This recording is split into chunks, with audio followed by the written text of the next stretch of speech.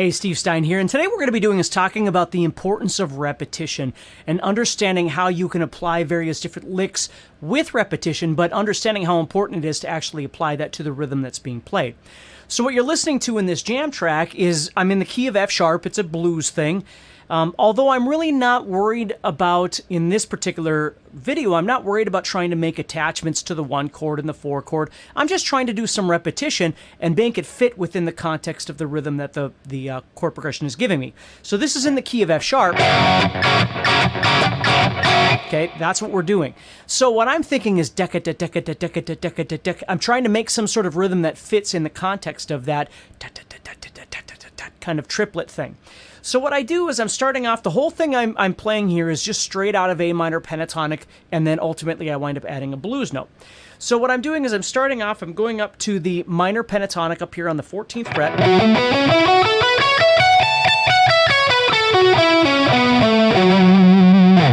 And I'm playing up there. So what I'm going to do is I'm going to go up to the 17th fret, and I'm going to do a bend there.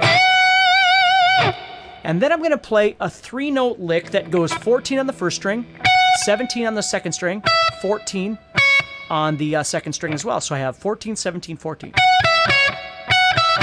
So I'm doing that bend, and then I'm playing those 3 notes. Now, you don't have to pick them if you don't want to. If you'd rather do a pull-off or something like that, it's perfectly fine. But what I want you to catch on to is the rhythm that I'm playing here. So I'm going 1, 2, 3, da-da-da, 1, 2, 3, da-da-da. And then what I do is I move into a... So I move the bend a little closer and change the rhythm. So I'm going 1, 2, 3, 1, 2, 3.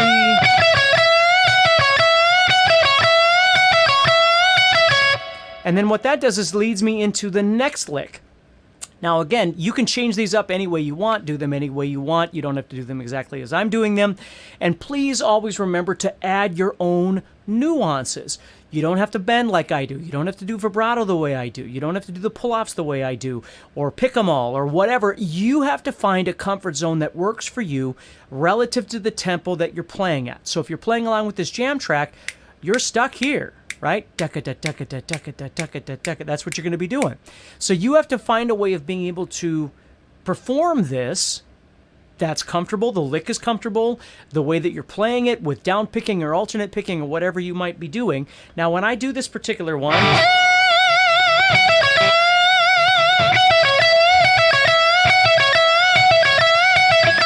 okay, it doesn't really matter where, I don't do them all downs.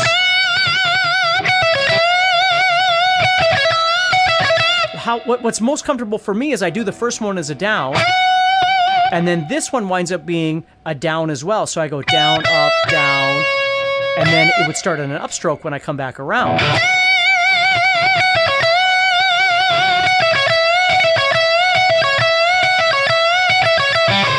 But that might not be the most comfortable for you. You might decide you want to do them a different way. And again, there's no right or wrong to this. The point is just finding something that is consistent for you, so when you want to play something, you can replicate it in whichever way feels comfortable.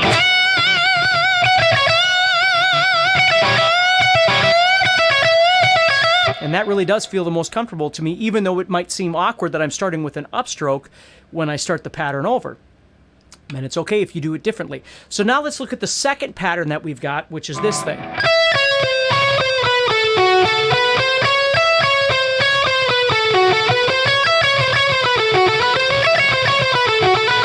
And again, you might decide you want to do this a little bit different, but what I'm doing is I'm now adding in the blues note. So I'm going to go 17, 14 on the second string. Then I'm going to head down to the 17th fret of the third string.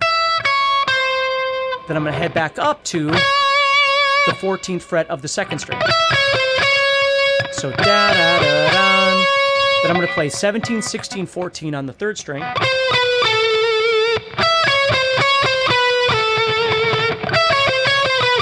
Then I'm going to head down to the 16th fret of the 4th string. So you'll see I'm just playing pentatonic and adding that blues note in. And once I get there, I'm just going to walk my way back to the very beginning, going through all the notes I just played.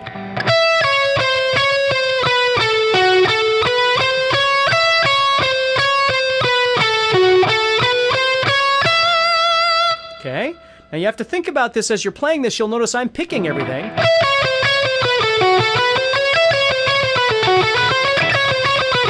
And you might not like that. You might decide you want to do some hammer-ons or pull-offs, and that's perfectly fine as well.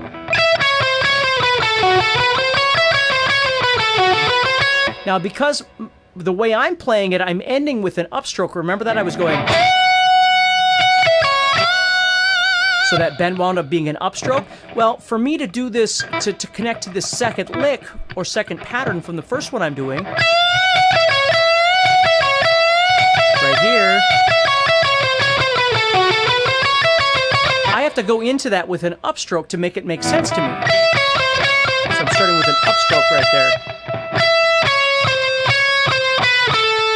Where you might be doing that differently. You might be, ending the first pattern that you're doing with a down. And if you are, then you'd start this next pattern with that same kind of down. Down. Down. You see what I'm saying? The way I'm ending that first little pattern and entering the second pattern is with the same picking pattern. So if I'm ending that first one, every time I do that bend, if I'm doing that bend with a down, that means when I start this second pattern, I'm going to start it with a down strum. If I'm doing it with an up strum like I'm doing, I would start that second pattern with an up strum. These are the important things that you need to figure out, not just the pattern itself, but how to execute the pattern so it feels comfortable. So what I do is when I go into the next pattern here, the second one I just showed you, I do it 4 times.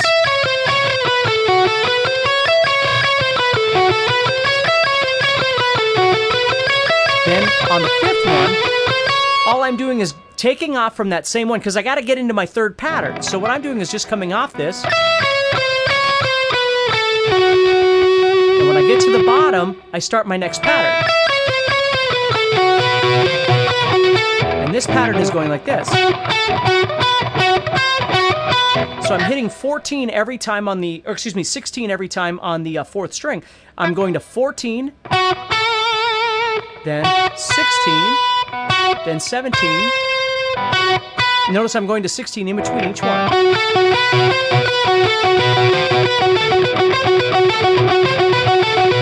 And I get this cool kind of sound. Sometimes I palm mute it, sometimes I don't. But again, the way I'm getting into this third pattern, this 16, 14, 16, 16, 16, 17 thing, is coming off the second pattern. So I'm coming off this.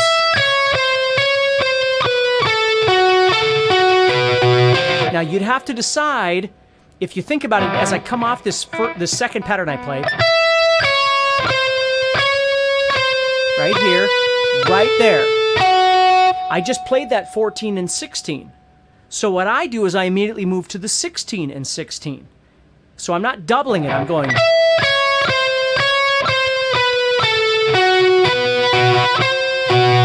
see how I'm just segueing right into it. If your brain needed to, for comfort, if you needed to play that, and you needed to double that 14, 16 to make it make sense in your head, that's okay. It doesn't matter how you do it. The goal is just understanding that these little subtle things that we're talking about are the most important parts, where most people just focus on the pattern, but they don't think about how they're moving from one pattern to the next, or how they're picking that actual pattern, or how they're going to segue from that pattern into the next pattern they're going to do. You don't have to do it the same way I do it, but the main thing is understanding however you do it has to be practiced so it becomes comfortable for you as you're playing. That's what you want to try and focus on the most. So this is a great little practice tool for you, and it doesn't have to be in the key of F sharp. Your jam track is in F sharp, but you could move this into any key you want. But understand that the rhythm I'm giving you is this triplet. So if you want to do it over something that was straightforward and it had a straight feel instead of a triplet feel, it might work a little bit differently, right? Where this particular thing is working really well because it's giving you that kind of feel that you're playing off.